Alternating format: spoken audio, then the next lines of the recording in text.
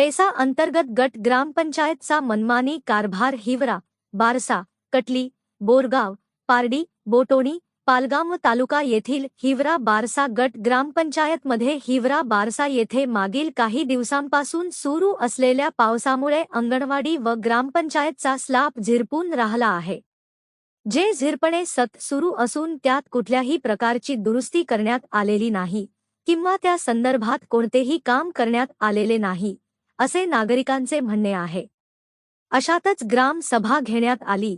ज्या दिवशी ग्रामपंचायतमध्ये ग्रामसभा होती त्या दिवशी गावातील नागरिकांना बसायला सुद्धा जागा नव्हती.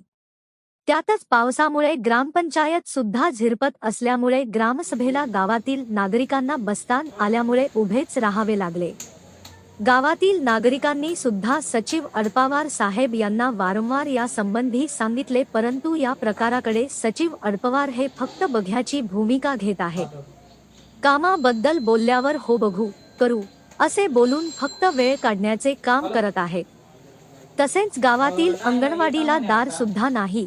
सर्वत्र स्लॅब पाझरल्याले अंगणवाडी ओली असून अंगणवाडीत येणारी लहान बालके, माता याच्या आरोग्यास व जीवितास धोका होऊ शकतो.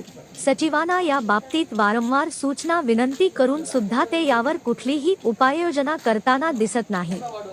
सरपंच चंदाताई आत्राम, उपसरपंच आणि सदस्य यांनी सांगून सुद्धा सचिव अडपवार हे आपले मनमानीपणा सुरू ठेवून या सर्व कामाकडे जाणीवपूर्वक दुर्लक्ष करीत आहे, असे गावाकरींचे म्हणणे आहे.